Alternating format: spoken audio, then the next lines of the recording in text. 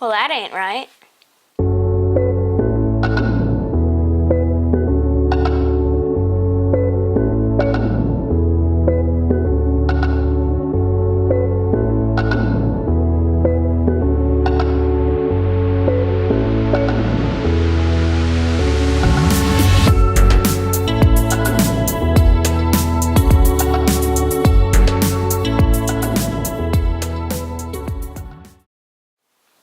Welcome back to 21st Century RC.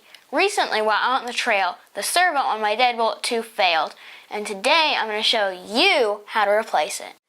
We found this servo on Amazon for less than $20, and it's been working great in our TRX4 Bronco, so I've decided to try it in this rig as well. The ANNIMOS DS3218MG is rated for up to 21.5 kg-centimeters or 298 ounce-inches at 6.8 volts. However, the stock Deadbolt servo is rated for only 151 ounce-inches. The servo also comes with an aluminum servo horn, and the lead is about 16 inches long, which is perfect for the TRX4, but I do not suspect that the length will be an issue here. The tools and parts needed to accomplish this job are the servo and servo horn, 1.5mm and 2mm Allen wrench or hex keys. A typical RC toolkit should have these: a 7mm socket or nut driver, a pair of wire cutters, and it's not necessary, but I like to use a magnetic tray to keep track of the screws and parts. Pull the 4 body clips and remove the body.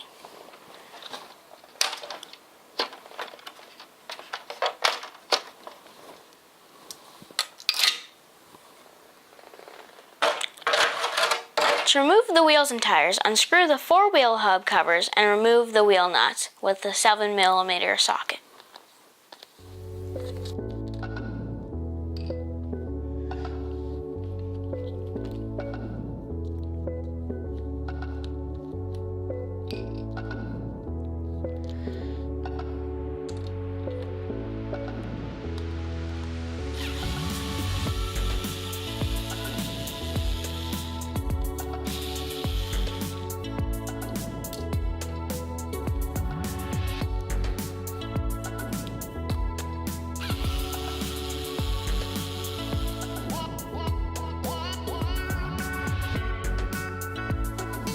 Now, remove the 4 screws from the receiver box cover.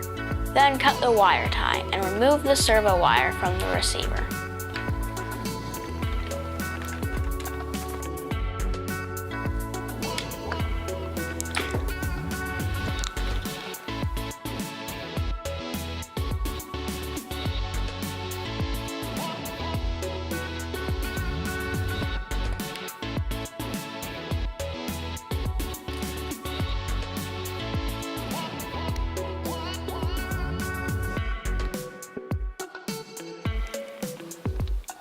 Remove the screw connecting the servo horn to the steering arm. Then remove the 3 screws connecting the side panel to the frame rail.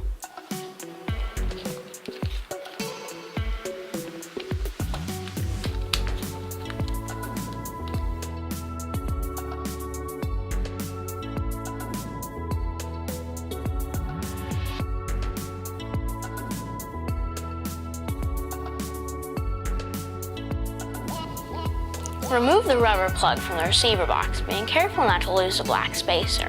Then remove the servo wire from the box and side panel. Remove the 4 screws securing the servo and remove the servo from the truck.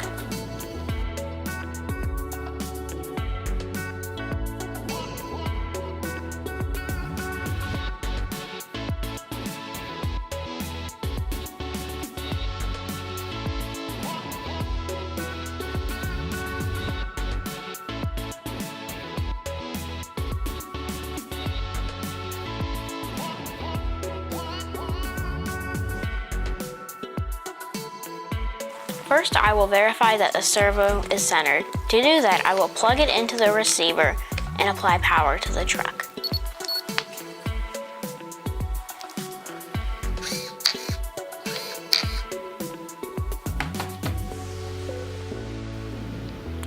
Now I will disconnect power and install the servo horn.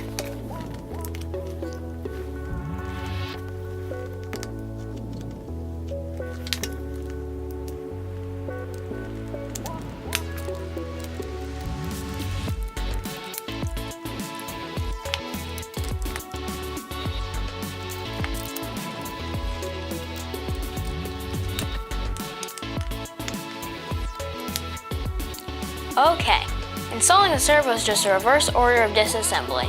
Just be sure to route the wires through the waterproof plug into the receiver box, and don't forget the little black spacer.